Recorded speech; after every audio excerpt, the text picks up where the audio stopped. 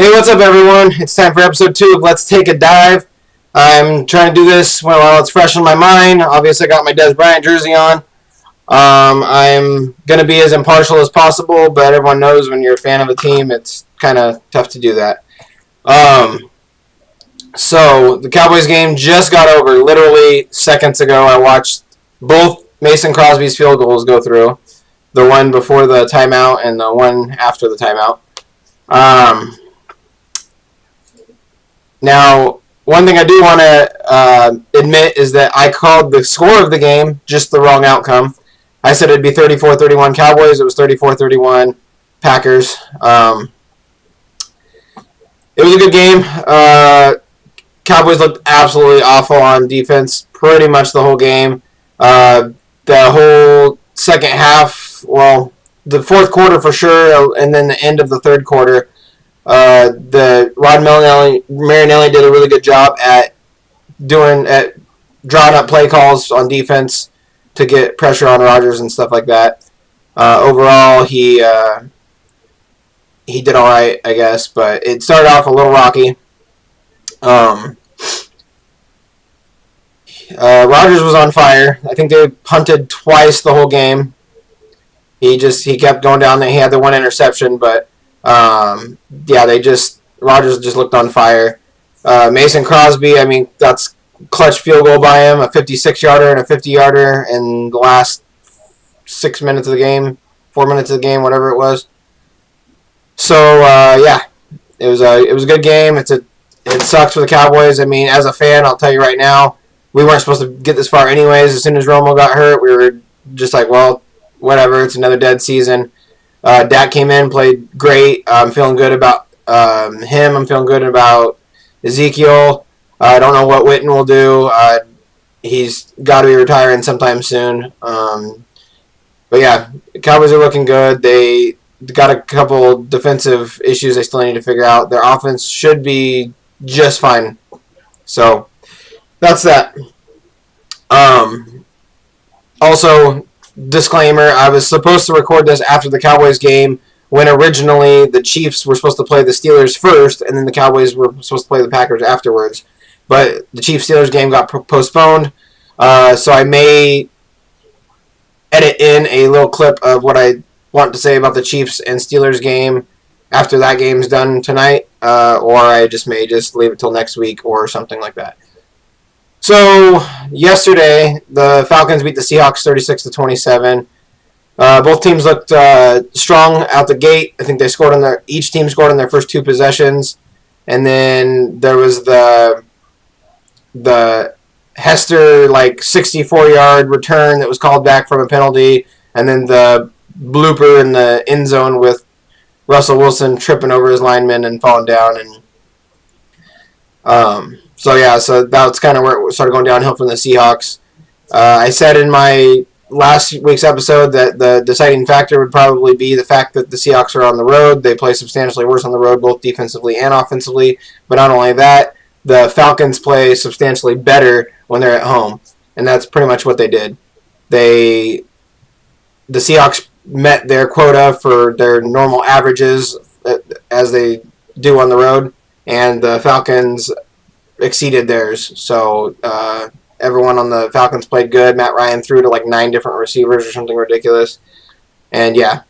And then the Seahawks have proved that they can't get turnovers without Earl Thomas. I think I saw a stat that with Earl Thomas they have 15 turnovers or something like that. And without him they have 0. I don't know if that stats if I'm saying that correctly, but I thought I remember seeing that. And then a side note, Sherman has gotten really grabby. I looked it up, and he leads the league in defensive holding penalties.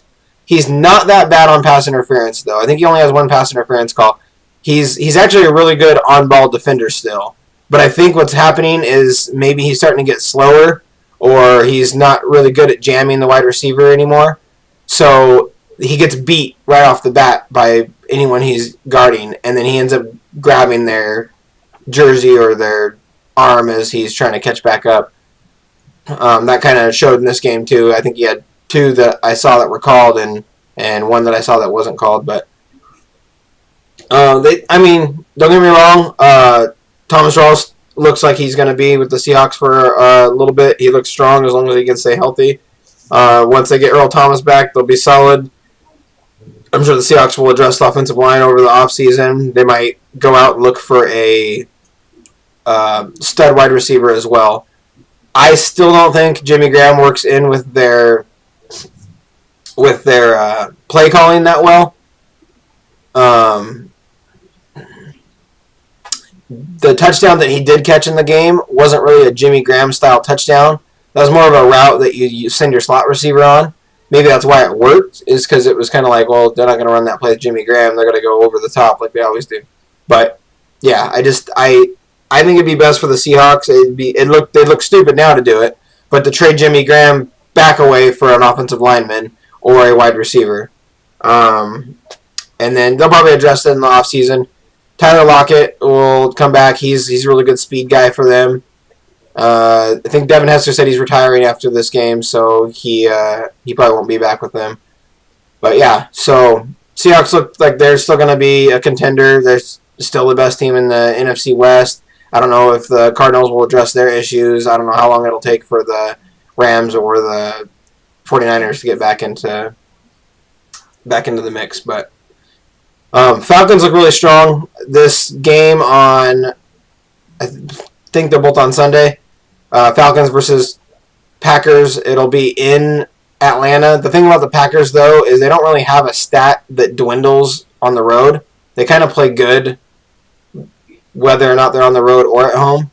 They started off a little rocky, but they've been on fire lately. It's just ridiculous. But the Falcons, again, are at home where they play a lot better. So we'll see what happens there. I think I'm gonna say that's gonna be a shootout. Falcons are probably. I think the Packers are actually gonna win, and I'm gonna go with like 30-26 Packers.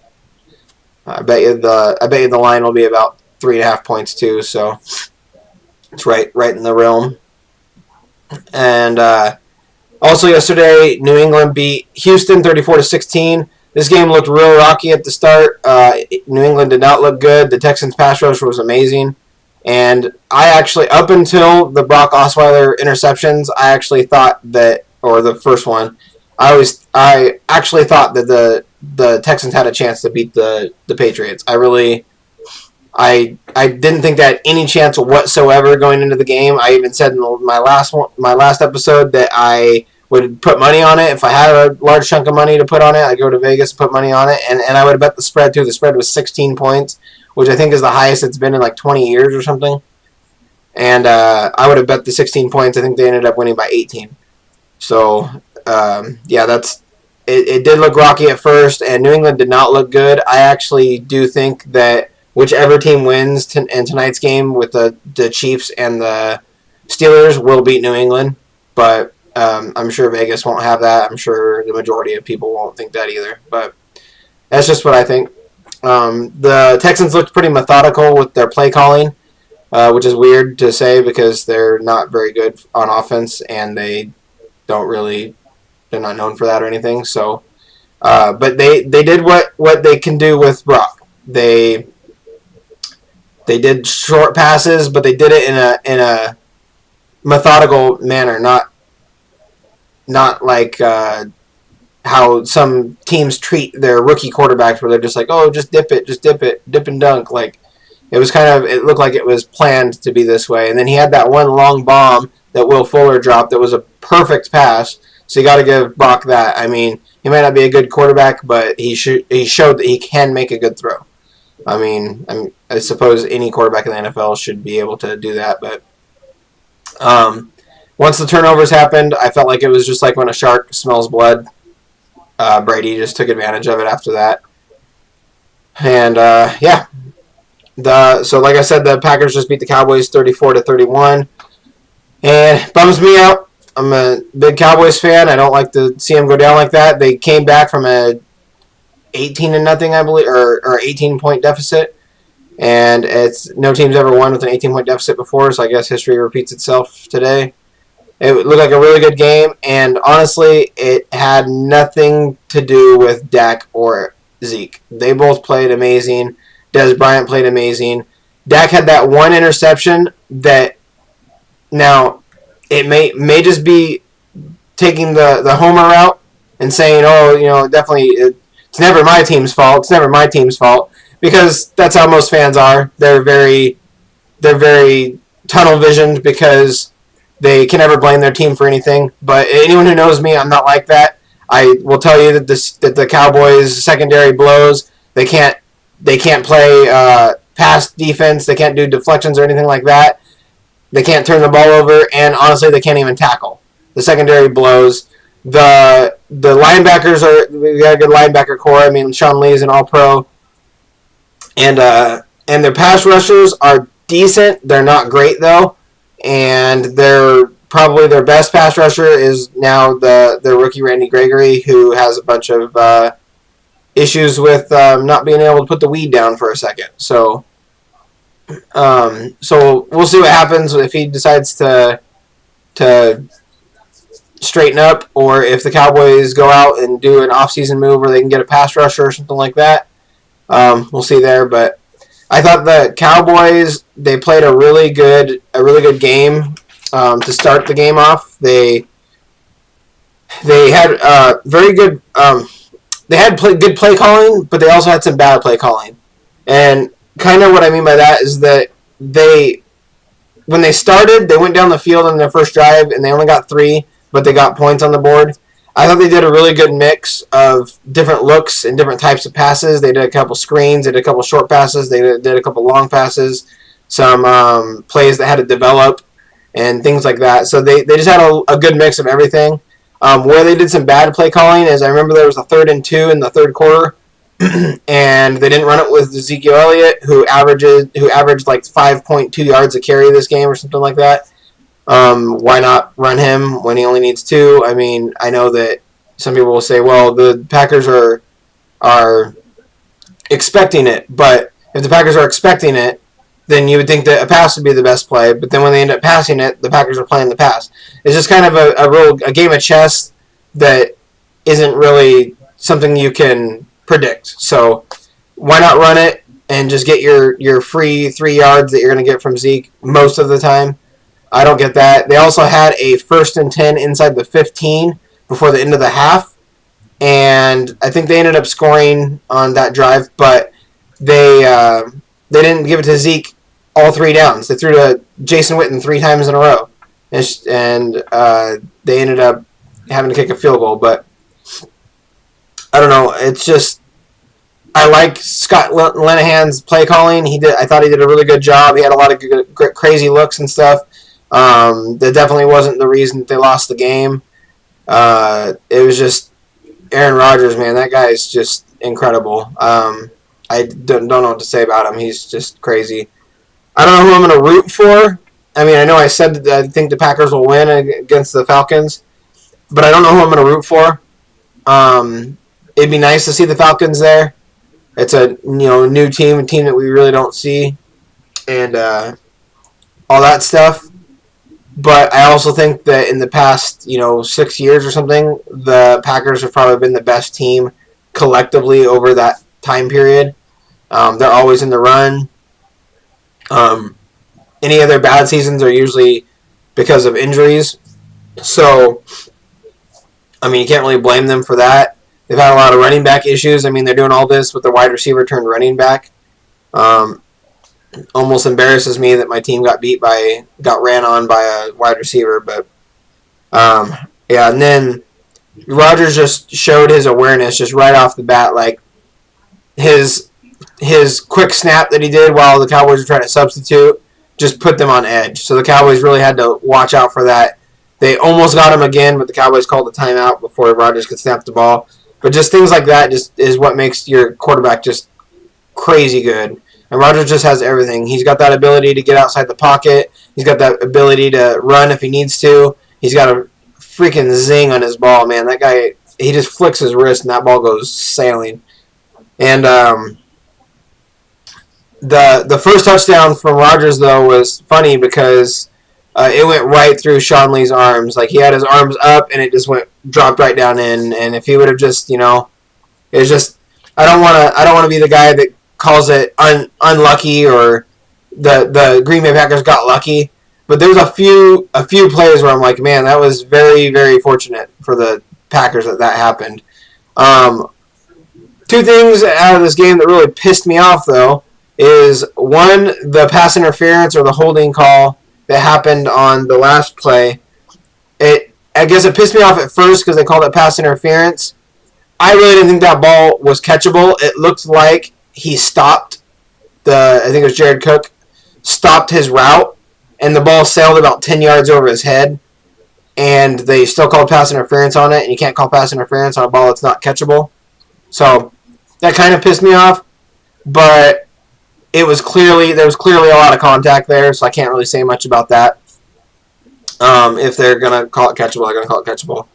And the other one was in the first half, there was a big, like, 37-yard pass play that got erased where Dak threw it to Terrence Williams, but they called Bryce Butler for a unsportsmanlike penalty for being in the huddle but not being part of the play. I don't know what they constitute being in the huddle, but he was standing outside the huddle, and I rerun this 1,000 times. Dak clearly was waiting to find out if he was going to be part of the play or not.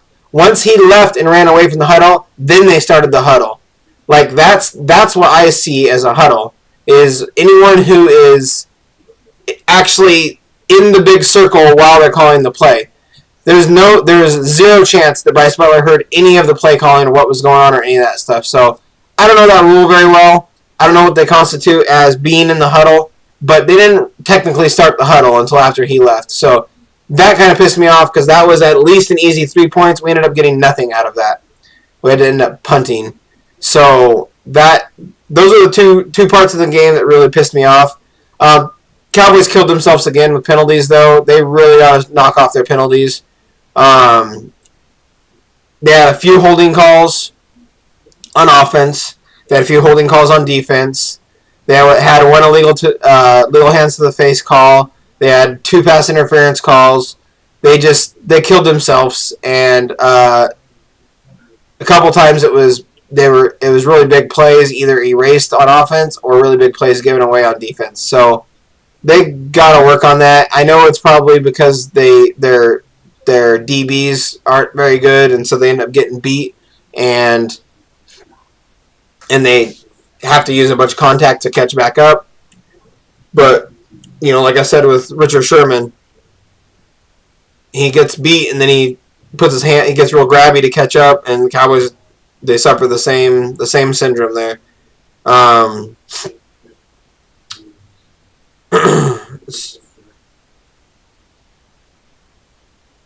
then there's a Ty Montgomery touchdown that they called a touchdown. But if you look at the replay, I think his hip hit on the 1 yard line. Now, don't get me wrong, the Packers were moving the ball very easily, so they probably would have scored regardless. I can't remember what down it was at the time. It might have been 3rd down, so maybe they would have still gotten 3. But either way, I think they didn't spend enough time reviewing it. They did do a booth review or whatever, and they were just like, oh, it's an easy one. It didn't seem like an easy one to me. Again, could just be my fanhood just leaking into my trying to be impartial. But I feel like I'm fairly good at being impartial compared to some other people. So that is it for the 3 games that have been played. I may come back later to discuss the Chiefs and Steelers game, but that will be decided later. Alright, so that's done with the headlines. I'm just going to stick to NFL today since it's a big playoff weekend. We got some decent games. Or one really good game and 2 that were close at first and then got out of hand. But Now I want to do my rant of the day. Not that a lot of the stuff I've already talked about didn't sound a little ranty already. But there's this news with the Chargers. They're leaving San Diego. For some of you that don't know, I actually used to like the Chargers pretty well back when LaDainian Tomlinson was on the team. It was more of a team that I just liked to watch because they were exciting to watch type deal. I did like root for them and stuff, but I would never in a million years root for them against the Cowboys or anything like that. And they're an AFC team, so it's not too conflicting with the Cowboys regardless. So they're supposed to be moving to LA. They're going to be moving to Carson City apparently first, or Carson, California, sorry, and stay at a small, like $30,000 StubHub arena, and they're supposed to be staying there for 2 years and then start sharing the stadium with the Rams. And so that's where my rant starts. I'm sick of all these sharing the stadiums. My take is, if you have to share a stadium in the same city, you shouldn't have a team in that city. There's plenty of cities out there that can take a team right now that would be just fine to build a stadium and have a team move into there. The stadiums that are being shared right now that I know that I can think of off the top of my head are the Raiders and the Athletics, the Oakland Raiders and the Oakland Athletics. That's inter-sports sharing. So the Raiders have to play on a baseball diamond for like the first half of their season. It's just stupid. It's annoying. I mean, I've been a fan of the Raiders moving to LA instead of the Rams. Now the Rams are there. I don't want the Raiders to move there and share it with the Rams either. And the Raiders are kind of starting to get a little bit better. So maybe there's talks about the Raiders going to Las Vegas. I am totally for that. Las Vegas has the room for a stadium. It has the clientele for a stadium, and it just has the life for a stadium. So I'm all for Oakland moving to Las Vegas. That'd be great, and then they wouldn't have to share their stadium anymore. The Seahawks share their stadium with the Sounders, the Seattle Sounders. The Sounders are doing well in soccer or whatever, and it is the Seahawks stadium. Like, that stadium is known for the Seahawks, so if anyone would move, it'd be the Sounders. So that one's fine. The one that probably annoys me the most is the Staples Center, because it's two teams in the same professional league sharing the same stadium. I think that's just stupid. Everyone always associates the Staples Center with the Los Angeles Lakers, so I think that the Lakers should stay and the Clippers should move, like maybe just down the road to a different city in California. The Yankees, they share their stadium with a Major League Soccer club too, and obviously that's Yankee Stadium, so the Major League Soccer club should just go. And then the other really annoying one is MetLife Stadium, the New York Jets and the New York Giants. I don't know why they share a stadium. I mean, the Jets should probably just do the same thing that the Brooklyn Nets did in basketball and just move to a city that's right outside New York or a suburb. The New York Giants are the more prominent team in that area right now, so the Jets should just find another stadium in New York. I'm sure it's big enough to build another stadium, or they should just move slightly away.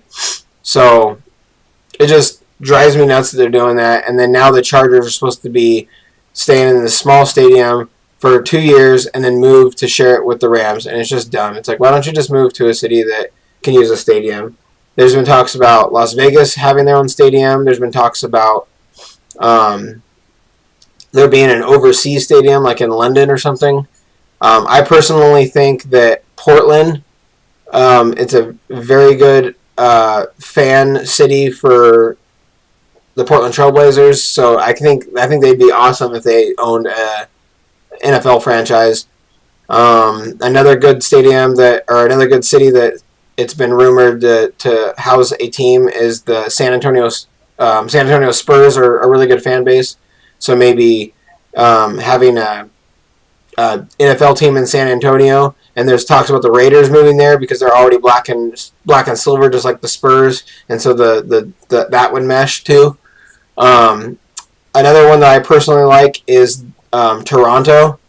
The Bills play one game a year in Toronto, I believe, and so if Toronto's that big on, they're really big on their Blue Jays. They're really big on their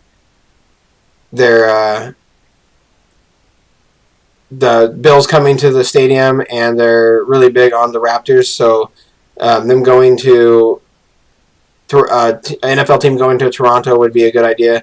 And then Vancouver's been known to be a really good Canadian city that can house a franchise. There's already a hockey team there. I believe there's also a professional football soccer team there. So those would be some cities in mind that can move teams. I personally think that the Bills should go to Toronto. I think that the Browns should move somewhere. They need a change of scenery. And then now the Chargers, maybe the Raiders, and the Jacksonville Jaguars are the teams in my mind that should be moving venues soon.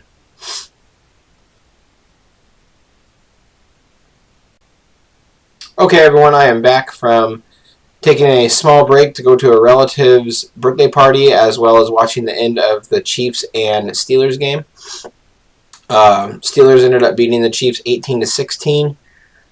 They did not score any touchdowns. It was all field goals, although Le'Veon Bell put 170 yards on the ground with 30 rushes. Big Ben played pretty standard to his road statistics.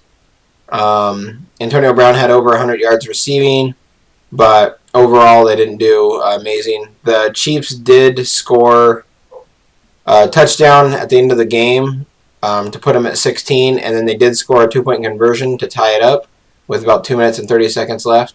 However, they got their 2-point conversion called back because of a penalty, and they ended up not converting, and they never got the ball back. So Chiefs lose in Kansas City, and the Steelers go on to play the Patriots, where I think they'll actually have a pretty good game, and I think the Steelers will end up pulling that out.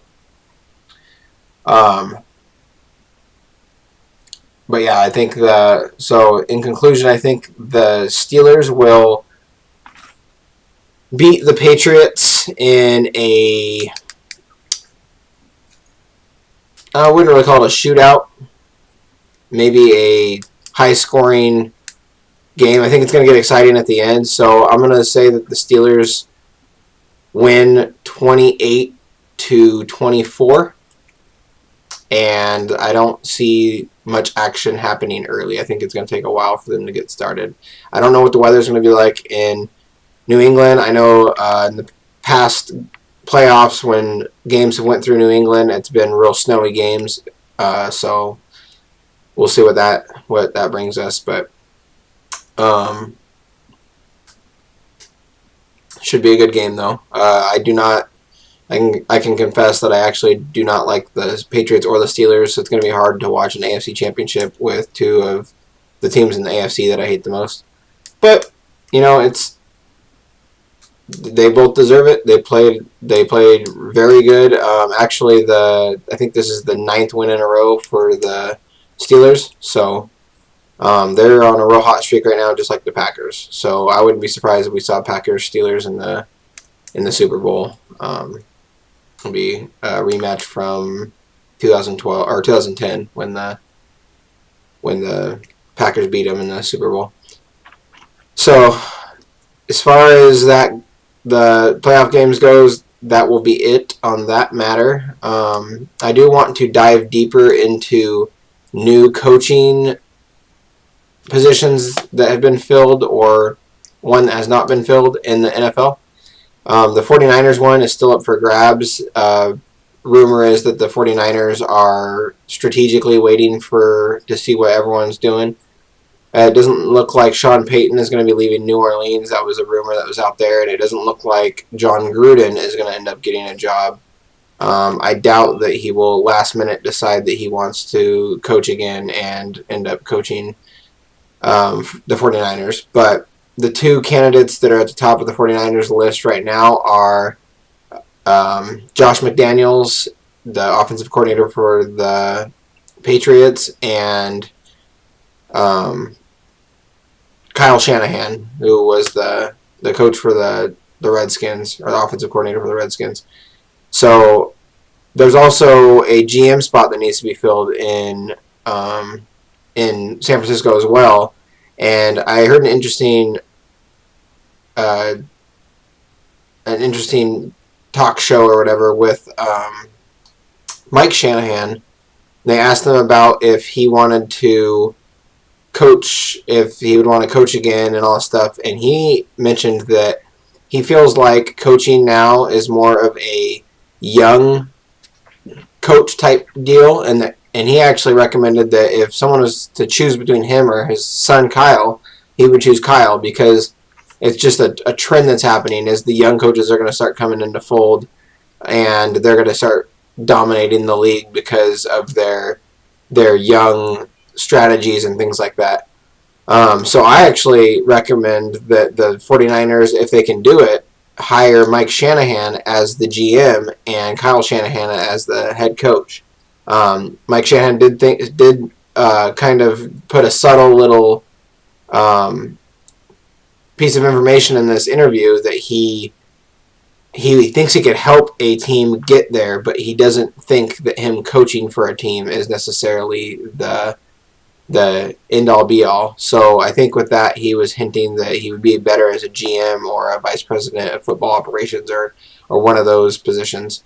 So I think that would be pretty good by them. Josh McDaniels is actually right now, he's pretty skeptical on leaving the Patriots anyways, and that's kind of not good when you don't know where someone's mind's at and stuff. So just let Josh McDaniels stay with the Patriots as offensive coordinator another year, hire Kyle Shanahan and Mike Shanahan as coach and GM, and I think everything will be squared away. Next year, if there's any coaching jobs open, maybe John Gruden will jump on that. But for now, I think that's the way it should go. However, there was a lot of positions that have been filled so far. And the first one I want to talk about, since I talked about the Chargers moving and all that stuff, is the Chargers coaching positions. They hired Anthony Lynn. He's mainly been a running backs coach. He's kind of made his way up from running back coach to assistant offensive coordinator and things like that. But he has been a running back coach for most of his career. He's still pretty young. And the Chargers hired him. It was kind of, in my opinion, a little sporadic. I think they're just kind of trying to find a young guy to kind of flavor it up now, because they went from Marty Schottenheimer to Mike McCoy or Marty Schottenheimer to Norv Turner to Mike McCoy, and it's just all like old timers and stuff. So I think they're trying to kind of go a different route and hope that it gives their team a little bit of a umph. But I just don't know if he's been proven enough being mostly a running backs coach when he has really no head coaching experience and barely any offensive coordinator experience. However, it could help him being a running backs coach with Melvin Gordon. He can do some interesting things with Melvin Gordon and Phillip Rivers. And with the Chargers, they have kind of an up-and-coming defense. They have two really good defenders on their team and a couple that could come into play. So them having this guy being mostly offensive-minded, and then they already kind of have a up-and-coming defense, that's always a good thing for a team to have. So we'll see how that pans out. The Rams probably made the biggest splash in the offseason because they hired Sean McVay, who is the youngest coach in NFL history, or he will be when it's official that he's coached his first game. He's very offensive-minded, and it turns out that he got Wade Phillips to be his defensive coordinator. And again, with the Rams deal, hiring a young coach is kind of a flavor, going from Jeff Fisher, who's kind of an old-timer, to a young coach. So I think that's kind of the route that they were just going. He could really help develop some of the young talent on this team, mainly the quarterback who needs some Jared Goff, who needs some help. So um, Todd Gurley is the main person that's going to end up producing off of this, I think. And so it's going to be interesting to see where the Rams go, since they've already been known to have a pretty decent defense, and they just kind of need to work on their offense. I see the Rams getting a little umph with wide receiver and offensive line this offseason. Their defense should be good enough to hold as is, and with Wade Phillips behind the helm, it should be pretty solid defensive unit there. So we'll see how Sean McVay does. He, like I said, he's super young, so it's going to be a different flavor. He might try some weird stuff that we've never seen before, because that's just how he's 30 years old. That's how old I am.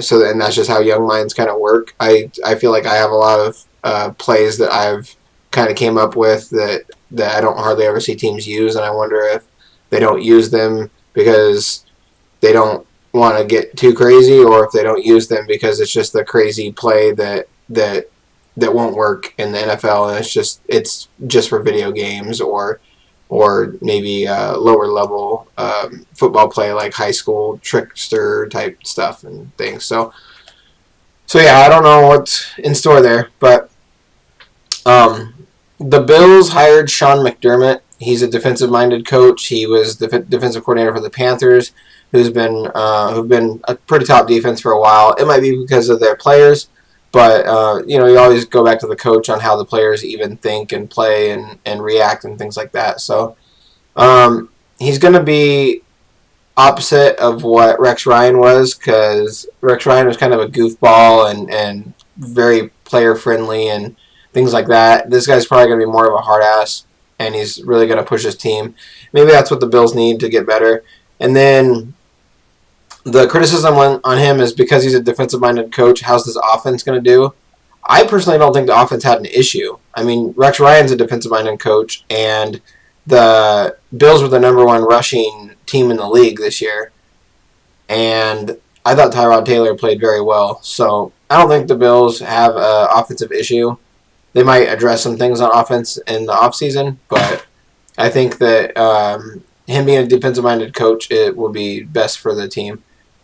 The Broncos probably have, in my opinion, the most awkward pickup. They hired Vance Joseph. He was the defensive coordinator for the Dolphins, who haven't really been a great defense in general. So I don't know why they would just go out and just hire some random defensive coordinator. And, I could see if it was like the number one defensive coordinator in the league, like when the Falcons hired Dan Quinn. Like yeah, he just came off of a hot season with the Seahawks, and they're like the number one defense in the league and stuff like that. But to just hire a random defensive coordinator, it just kind of seems a little weird. And then the Broncos actually need a lot of help on offense, not on defense. So I think they should have went with an offensive-minded coach. Like the Broncos probably should have been the ones that hired Kyle Shanahan.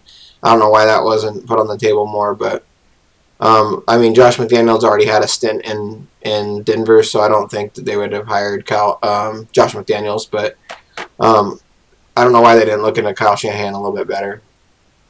And then lastly, the Jags just made their interim coach, Doug Marrone, their head coach. Rumor is that he worked really closely with Blake Bortles in the whole season and stuff, being the offensive coordinator and stuff like that, and that he believes in Blake Bortles. So I think that there's a good chance the Jags can go back to where they were last year, where they were a pretty high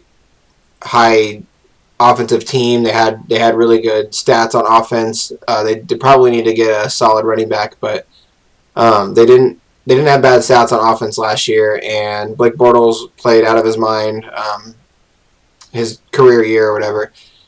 So their defense has been known to be up and coming. They got a couple guys on there that they've drafted in the past couple years. They got their one rookie, Jalen Ramsey, that played very well this year, exceeded expectations. So Doug Marrone could be good for this team, being that he believes in Blake Bortles so much. And then Tom Coughlin is their vice president of football operations now. So he could help that front office type deal and stuff, and maybe they can pick some things up in the draft and in the offseason and things like that to help them. So that's what I think on the new coaching changes. We'll see what happens when the season starts. I may talk a little bit more, maybe address it, go back and address each one again come, first season of next year, or the first week of next year. But yeah, so that's all the coaching changes there for you. And lastly, I just want to put one last little opinion in on this Floyd Mayweather and Conor McGregor news. It's been said that news came out that Conor McGregor got a boxing license in California, and then after that, Floyd Mayweather came out and said something about how he wants $100 million, and then he wants Floyd to get $15 million, and then they split the pay-per-view cost or something like that. There's people are saying that Floyd Mayweather made that crazy number of $100 million because he actually doesn't want to fight, and so he's just throwing that big number out because he knows that no one will do it for that amount, and that he thinks that it shows that he wants to fight, but for that much money. And I just don't buy it. I think he's scared, and I'm not saying that Floyd Mayweather would get beat necessarily. I mean, he's got a boxing background, and McGregor doesn't. But McGregor's just a beast, and McGregor, one thing about him, man, you can like him or you can hate him, but he'll fight anyone, anytime type deal. He's not really scared of anyone, and he makes everything very interesting. So I'd love to see it if they fought for that. Some people are against it. I think it would hurt. I mean, I really think that Mayweather's putting more on the line than McGregor is, because if Mayweather loses, then his 49-0 is now 49-1. I think he will fight one more fight to make it a 50. But if it's against McGregor and he loses and it goes to 49-1, that's gonna tarnish his legend. So his legacy will just be destroyed. So McGregor's just looking for anytime he can get it. Right now, there's really no one to fight in the UFC. I know that Cody Garbrandt called him out and stuff like that, but they fight in different divisions and stuff, so we'll see what happens with that whole deal. McGregor is always entertaining, and I would love to see him versus Floyd, since they both talk a lot. And I think that's going to be it for tonight's episode. I am sorry that I had to split it into two separate sections because I had stuff to do. But I hope you guys enjoyed it, and I will be back next week with more information on the playoff games that happened. I'll get on after both playoff games are over. I'll be in a little bit different of a mood because my team wouldn't have just lost, and I will give you guys my opinions on who I think is going to win the Super Bowl. I have some ideas for the Pro Bowl that I think, obviously they won't do anything crazy this year. They are adding the skills competition back. For anyone who watched the Pro Bowls back in the early 2000s, maybe even the late 90s, they used to have a skills competition kind of similar to the way that the NBA does theirs. I thought it made things a little bit interesting. I think that's the route that they should go, is to add a little bit more crazy stuff, and I'll get into that next week.